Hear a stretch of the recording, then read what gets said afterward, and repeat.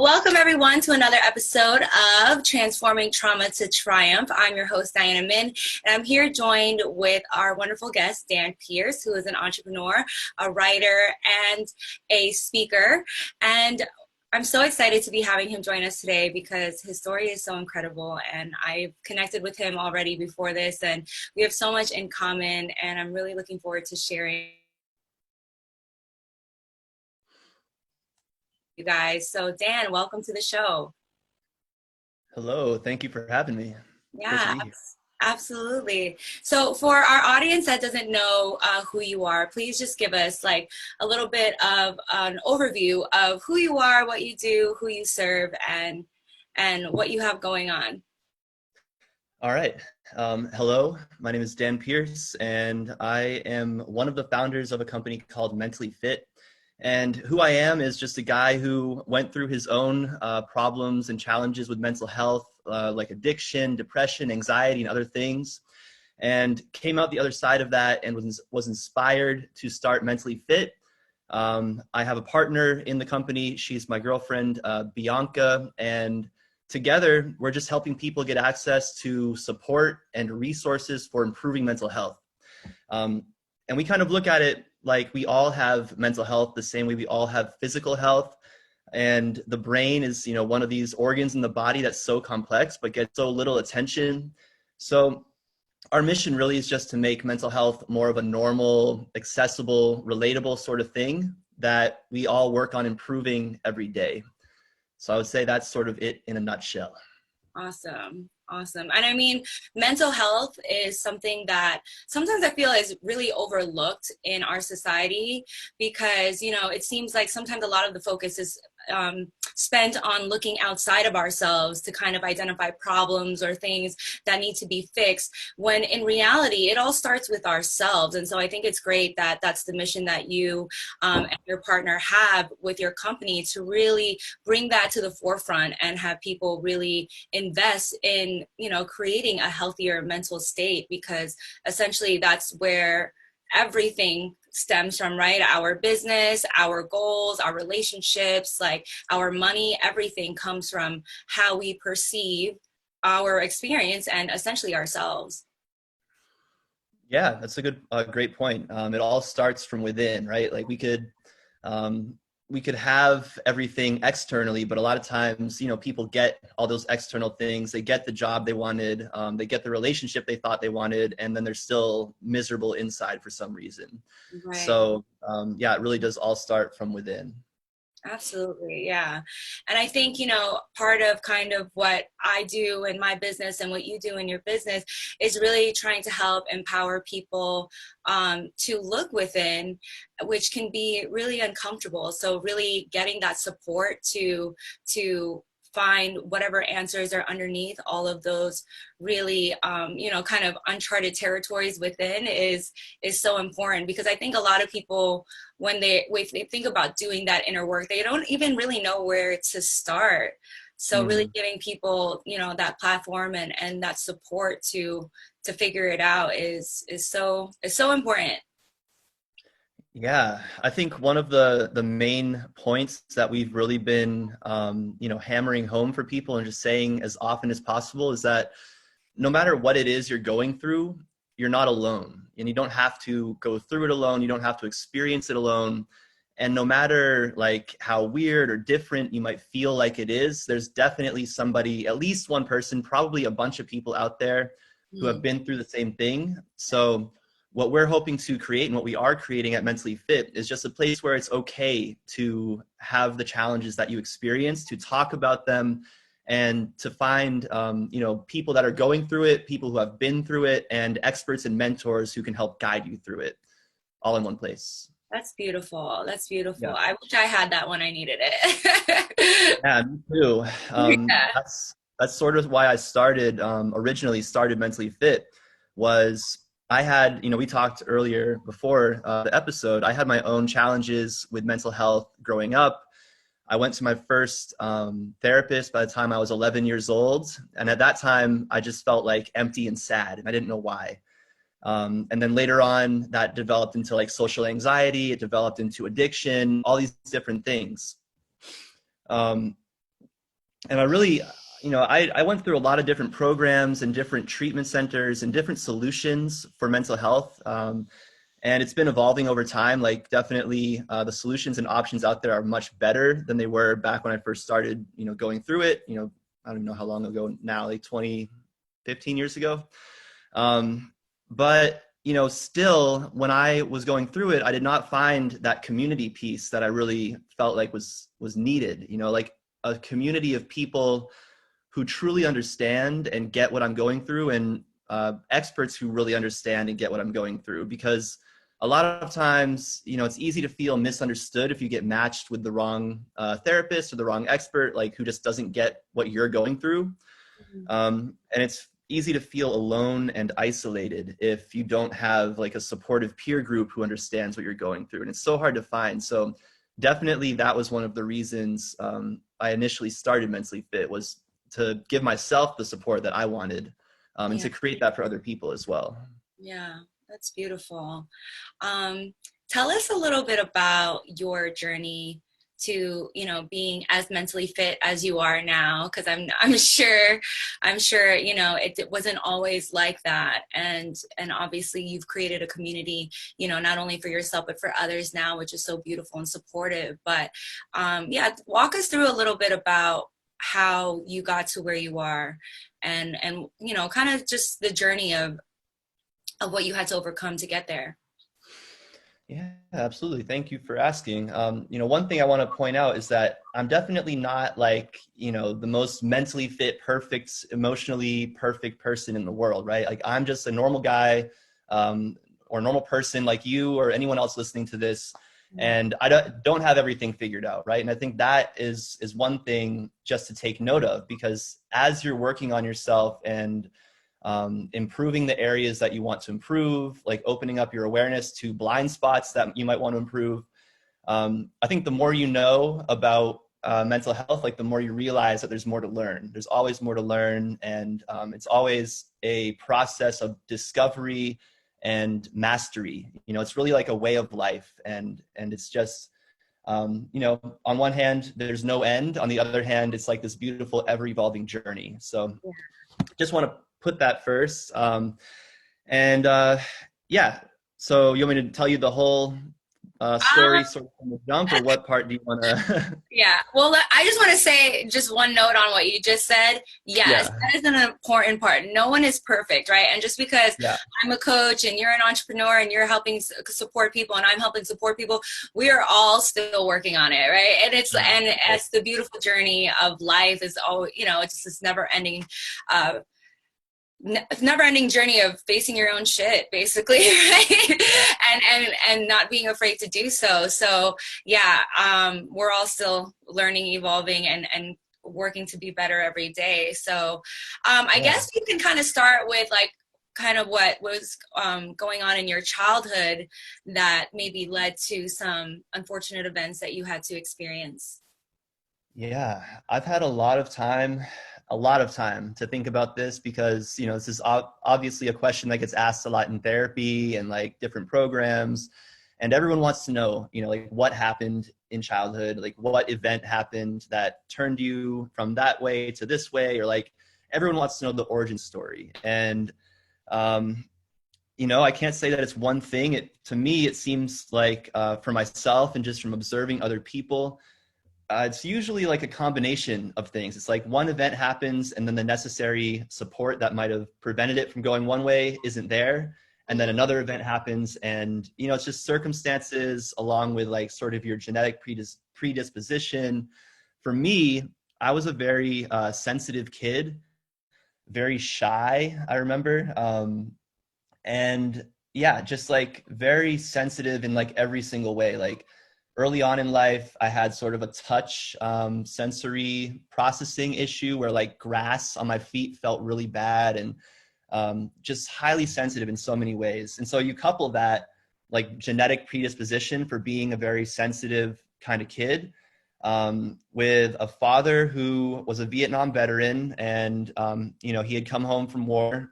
Mostly, his mentally, he really suffered from a lot of PTSD, anxiety, depression, addiction, hypervigilance, and him and my mother. were trying to figure out how to make a relationship work. You know, they had 4 kids at this point. He's dealing with his PTSD. She's, you know, dealing with her own stuff. And kind of like, you know, when you have that many kids in a family, it's, I don't know if you have brothers and sisters, but it's a little bit like a war zone, I compare it to. There's love, but there's also like, you know, fire extinguisher fights, knife fights, fun stuff like that. No one got stabbed, which is great. Yeah. But you know what I mean? Like growing up with siblings, it's just chaos a lot of times. And I was the second to youngest. And I think one that sort of happened for me is like I kind of got lost in the mix. You know, when my younger brother was born, he kind of became the new baby. And then it's, you know, I feel like parents' attention often gets split between like the newest one and maybe the oldest one. And then sort of the ones in the middle, they're okay. You know, they're going to figure it out. Yeah, yeah. Um, yeah, you can relate to that. No, I get what you're saying though. I was Oh, the you youngest have and there was siblings? only my older sister, but yeah, she definitely Okay. felt like I got all the attention, which I was like, Exactly. that is Yeah, that's so so funny. terrible. Yeah. I think with any family, like the parents are always doing the best they can just to like make ends meet, put food on the table, put a roof over people's heads, and then also like attend to everyone's emotional needs, which are so, you know, that's really difficult because we don't know what's going on inside of each other, right? So for me, I had a really, you know, experience when I was younger where I remember very distinctly, it's like one of the earliest memories I can recall. And I'm running towards my mother. We're at this swimming pool, public swimming pool where I lived in Maine. And I'm running towards her. And then my little brother like sneaks in, runs towards her from like out of my view and into my view, goes to her. She picks him up. And then suddenly I'm left feeling, you know, I'm 4 years old at this point, not good enough. I'm left feeling abandoned, and I'll always be like second best to somebody else. Yeah. So these are like messages and stories that I developed at 4 years old. And then what we do is we take those stories that we develop and then throughout our lives, we reaffirm them. So we're excluding information that sort of goes against those stories. And we're looking actively for information that validates your story. So for me, I would ignore any information that said I am good enough and then only seek out situations where I felt not good enough, right? So we're just validating, getting proof and evidence, stacking it up for this like thesis of a 4-year-old that is going to run our lives Yeah. for the next 30 years. Oh. So I definitely, you know, I had that story. I had, you know, predisposition to being a sensitive kid. I had alcoholic addicted father who was either raging or not there, basically.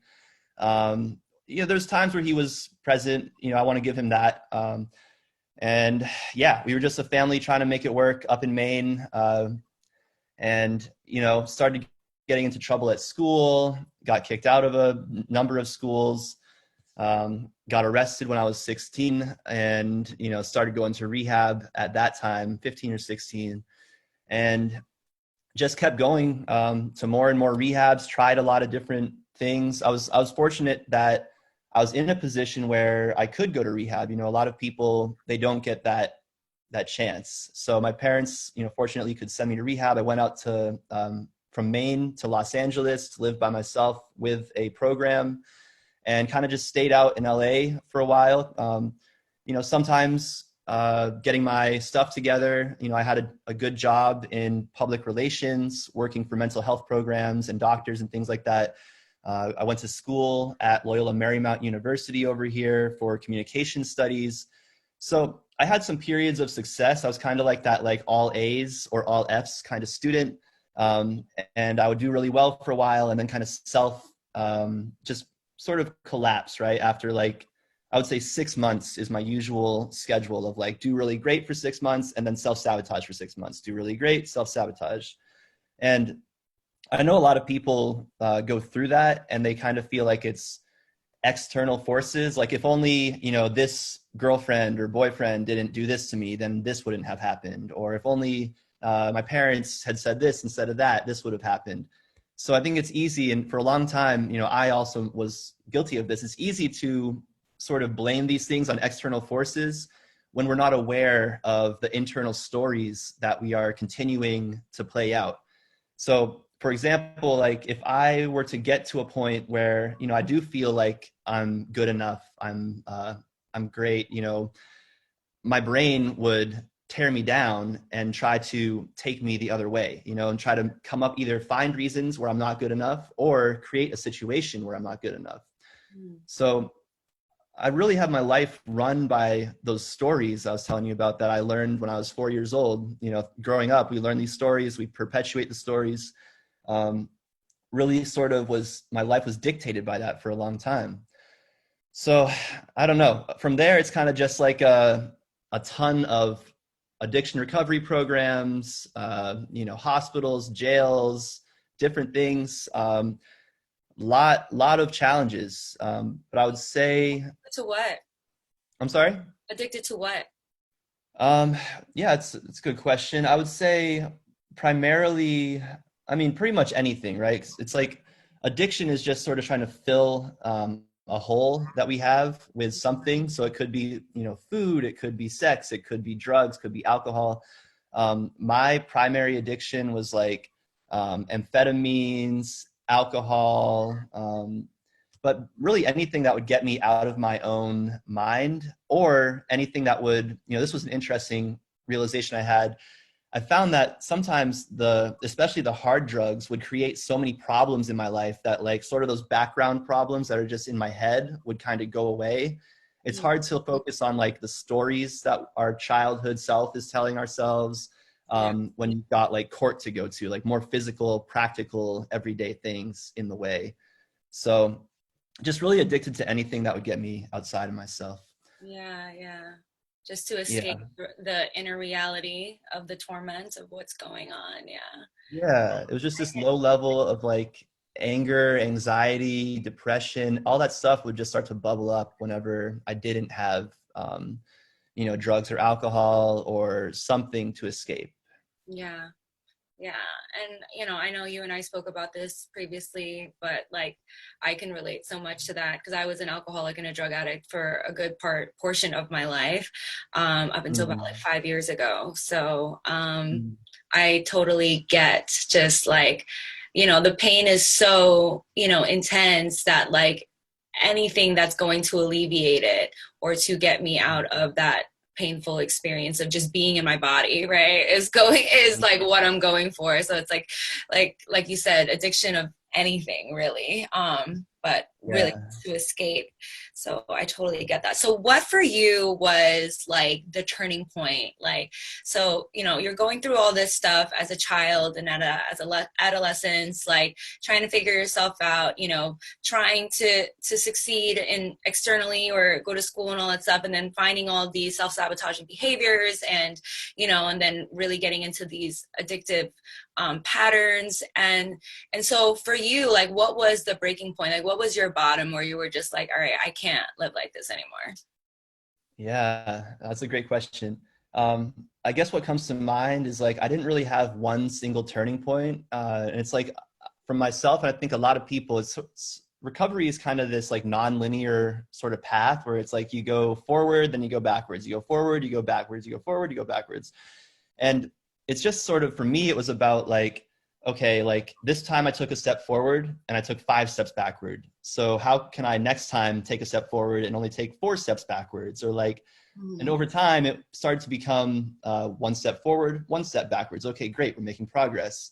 And with more time and more practice of skills that I've been learning, I started taking like 1 step forward and then no steps backward. Mm. So it's kind of like this What kind of incremental skills process. were you talking about? Skills that helped me the most were basically things that related to emotion management. So how to reframe your thoughts so that you can change the way that you feel, so that you can change the way that your impulses are asking you to act, so Mm. that you can choose to act intentionally and do the things you want to do to get the results that you want. So yeah, like a skill that I use all the time, for example, is if I get upset or something, if I'm upset, I will count backwards from 1,000 by 7. And what you're doing, if you want to try it really quick, 1,000, 993, 986, 979, you can see that it takes a lot of our memory and our focus Yeah. to concentrate on that math. Hmm. So what you're doing is, your brain is kind of like a computer. In fact, the computer was modeled off of our brains when they invented it. Hmm. So what you're doing is using up all of your brain's available like RAM, like all the memory space for active thinking. You're using it by doing this math.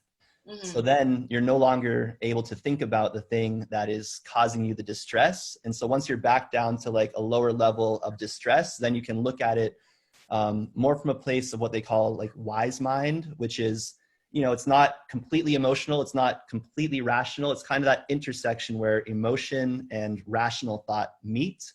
So that's one strategy you can use to get, from a heightened emotional state into one that's more of a wise mind state, so you can be more intentional. So yeah, I started learning those different skills, and it's one thing to learn a skill, it's also another thing to practice it, because that's where a lot of the work, most of the work happens. I think, like, you have to know it, of course, but practice really makes perfect. So it was just practicing, picking up different skills like that. And it's different. Recovery is different for everyone, and roads to recovery are different for everyone. And if there's one thing I could really point out today, it's that what works for me might not work for you, might not work for a listener, and vice versa. But there's probably certain things that we can all agree on that work, like mindfulness and meditation. Those seem to be pretty universal. But it's really about sort of picking and choosing the skills and the techniques and the strategies that work for you, and just applying them. Apply as much as you can, take what sticks and let go of what doesn't. Yeah. I would say that was sort of the major turning point for me when I started practicing regularly. Yeah. Yeah. What about I think what for about you? me, it was yoga for sure. Hmm. Even though when I was doing yoga, I was still pretty much an addict, but still going to yoga.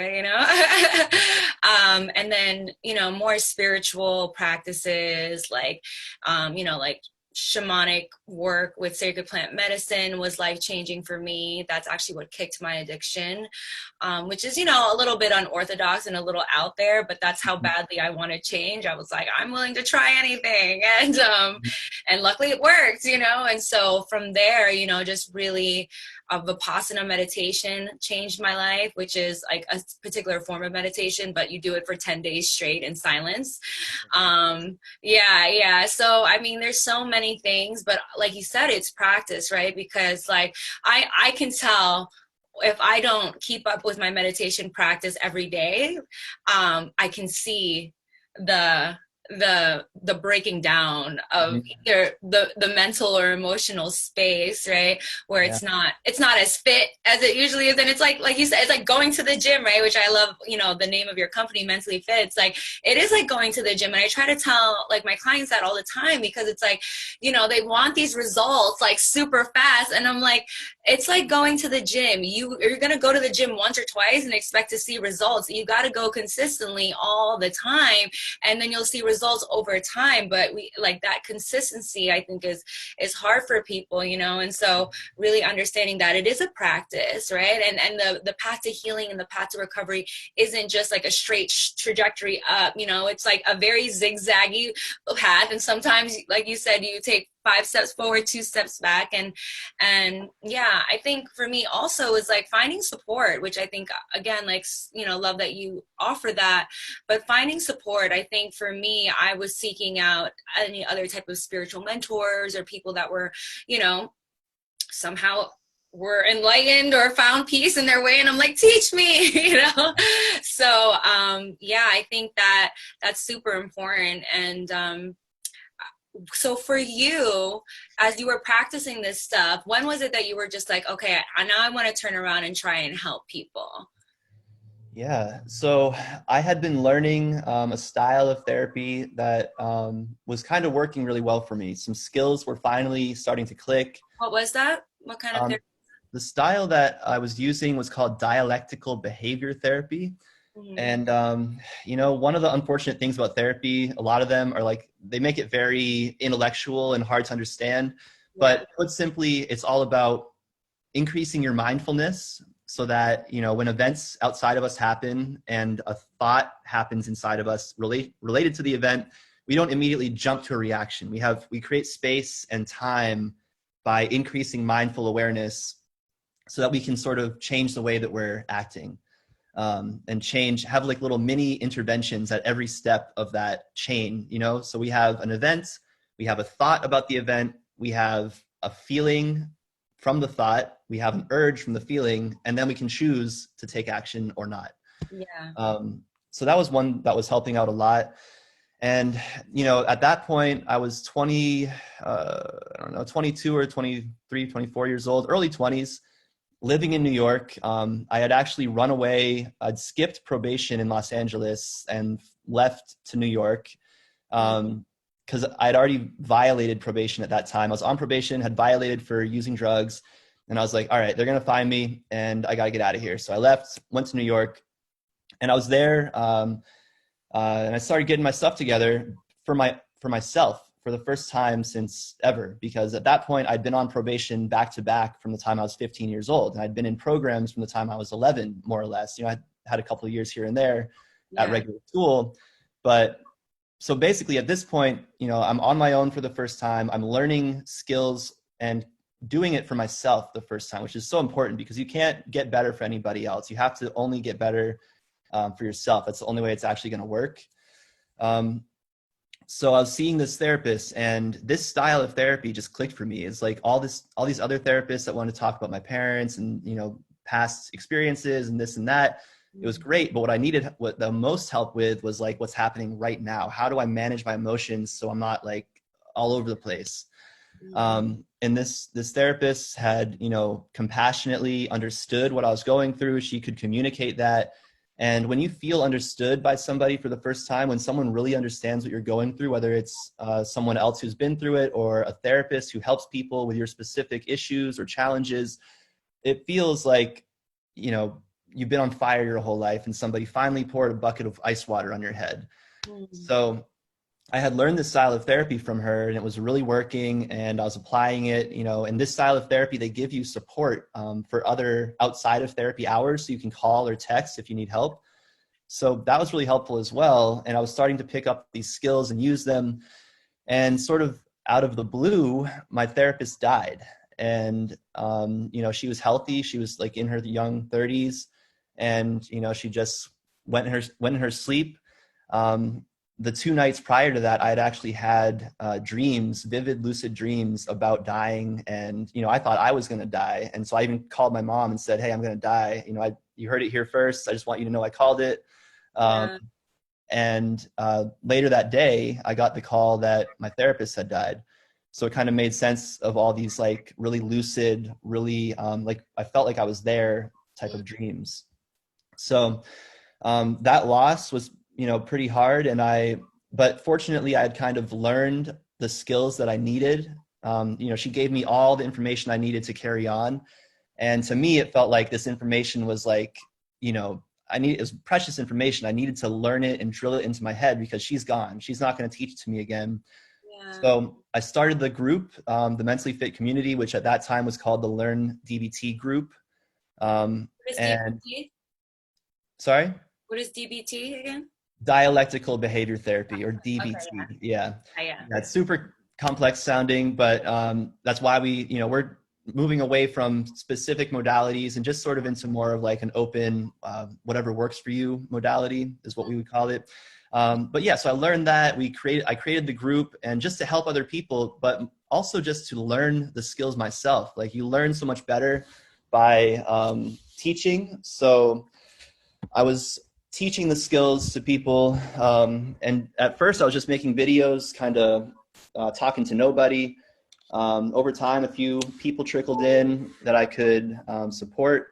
And, you know, I think over a few months, it went from a few people to a few thousand people to 10,000 people. And at a certain point, I was like, I really can't, I can't keep doing my day job, which is marketing and communications. I was running an agency in New York with a couple of friends, working with, you know, everyone from like local gyms to international brands, yoga brands, mental health and wellness brands, things like that. And I just found that like I didn't love working with, not that there's anything wrong with professionals, but it just wasn't my passion to work with professionals as much as it was to help people to get access to these skills. So decided, all right, you know what, we'll close down the marketing company, and just go all in on this thing that, is really pulling me. I'm more passionate about it. And, it just made sense to take all of my skills and abilities that I've gotten over the years and use them where I thought they could do the most good. Yeah, yeah, that's amazing. And I think, that's kind of the journey of most people that have gone through some sort of, either just challenges, obstacles, or trauma, is that when they've healed themselves, or when they find something that works, or when they find some sort of solace, the first thing they want to do is try and share that with people, Yeah. because it's like, it's like, wait, I found something that works. Like, let me try and give this to you, Yeah. and really trying to be of service in that way, and to help other people that, are suffering out there, make their journey to healing a little bit easier, and assist them in finding what works for them, and so, and, a lot of people ask me too, like, why did you become a coach, or how did you become a coach? I'm like, I literally had no intention of doing that. I was only in it to heal myself. And then through healing myself, people were like, show me, help me. And I'm like, okay, like, here it is, and then, then my business was organically birthed from that space of just wanting to pay it back to the people that I know are still, struggling with depression, anxiety, whatever it is, self-worth and trauma, really, which is essentially the entire point of this interview series. Thanks. Yeah, Yeah, gotta give back. I think us having been through it, anyone who's been through it and has gotten out of it, like, yeah, you just know that you have to give the whole experience meaning. You really have to give back to other people. And if you know what it feels like to be, because I know I've been to the pits of despair, like, and I'm sure you've been there as well, where it's like, it feels like you're drowning, you're upside down, deep underwater in like a kelp forest, and you have no idea which way is up. And, you're just waiting for that one hand to just plunge into the water and grab your arm and show you which way is up. So, yeah, you know how it is. I know how it is. So it's like, I feel like a certain responsibility to go back and help other people for sure. absolutely, absolutely. So for somebody who's listening to this right now, what is one thing that they can do today that can, if they're in that place and they're lost in that sea kelp forest right now, and Mm. they have no idea how to get themselves out of it, what is something that you can offer to them today that they can maybe take some steps towards finding their way out? Yeah, I would say, first of all, to anyone listening to this who is going through depression, you feel lost, you feel, like you were saying, drowning upside down in water, no idea where to go. It makes sense that you feel the way you feel. Like, you're obviously dealing with something, either externally in your life or internally, that is just causing so much pressure and difficulty for you. So first, I just want to say, like, it's normal to experience and to feel what you're feeling. And I would say, for sure, the single most helpful thing for me when it comes to depression, especially, or any kind of low mood, is like, get up and do something. There's a skill that we recommend all the time called the mood booster skill. And basically, the idea is to create a list of things that give you a sense of pleasure. So it could be like little things, like going out for a walk, listening to your favorite podcast, watching a video on YouTube, and then also make a list of things that give you a sense of mastery, things that make you feel accomplished. And that can be different on different days. Like, I know I've been through times where literally mastery, I felt accomplished if I like got out of bed and put pants on, maybe even two separate tasks. Like, sometimes the mountains seem really big, right? Made breakfast. Breakfast, ate breakfast, Yeah. like, step by step. Like, sometimes that's where you got to go. Or things like taking an online course or practicing a skill, like, those are mastery skills. Mhm. And then your mission, your job, is to do 5 things from your list, between the 2 lists, every day for the next 2 weeks. And I guarantee you, I mean, obviously I can't guarantee it for anybody who's listening, but I've never had depressive or low mood sort of episode I couldn't overcome with this. I've never met anyone who I've introduced this skill to that wasn't able to use it to overcome that. So there's something about breaking sort of that feedback loop between like your brain that says I'm depressed and then your body that because your brain says you're depressed, your body, you want to like sit around, you want to lay down in bed, and it kind of reinforces that depressed mood. So something about getting up and actually moving, doing something and celebrating every small win that you can get just zaps you right out of it. So again, not a doctor, can't really recommend this as medical advice, but just saying that it works for me. And that skill is definitely one I would recommend. And of course, like in addition to that, it helps a lot to have an accountability partner of some kind, like either a friend or a relative or a therapist who you can check in with every day and say, hey, I did my 5 things, or I didn't do my 5 things and here's why.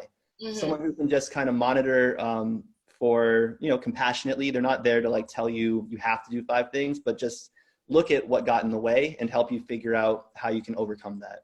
So a coach, would be a great person as well. But yeah, that's definitely a skill that helps. Yeah. And I'm here for you. If you want to reach out to me on Instagram, Facebook, email, whatever. So feel free to reach out, join the community. We'd love to have you.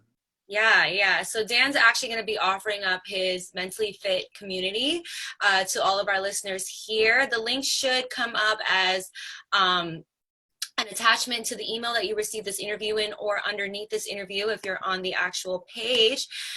And yeah, so tell us a little bit about what you're giving to them through this online community. Sure. So if you go to joinmentallyfit.com or click the link in the email, you will find the Mentally Fit website where you can sign up for the Mentally Fit community. And basically, once you're inside there, you're going to find other people that are just like you, who have overcome the challenges you're going through, who might be going through the same challenges you're going through. And we're also bringing in all different types of experts, coaches, and mentors to teach you different mental health skills and have different or difficult conversations around mental health, and just talk about what it's like to be an everyday human being. We all go through something at different times in life. So we're just here to support you no matter what. And we'd love to have you with us.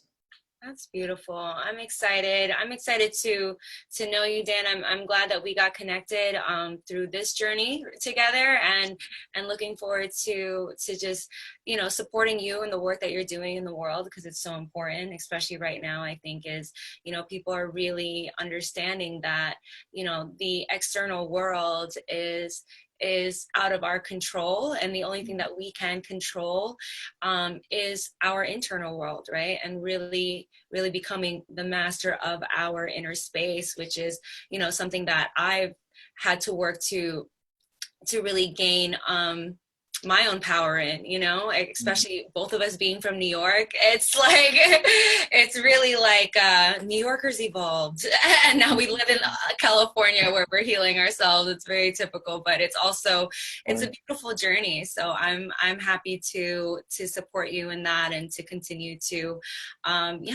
shine the light of healing, of our own healing, and then also guiding other people through that healing through our work. So Likewise. Pleasure to be on your show, and really glad to know you. Thank you for the opportunity. Absolutely. My pleasure. Well, thank you all for tuning in to another episode of Transforming Trauma to Triumph. And we will be catching you on another episode tomorrow. That'll be in your inbox. So have a beautiful rest of your day. Bye. Bye.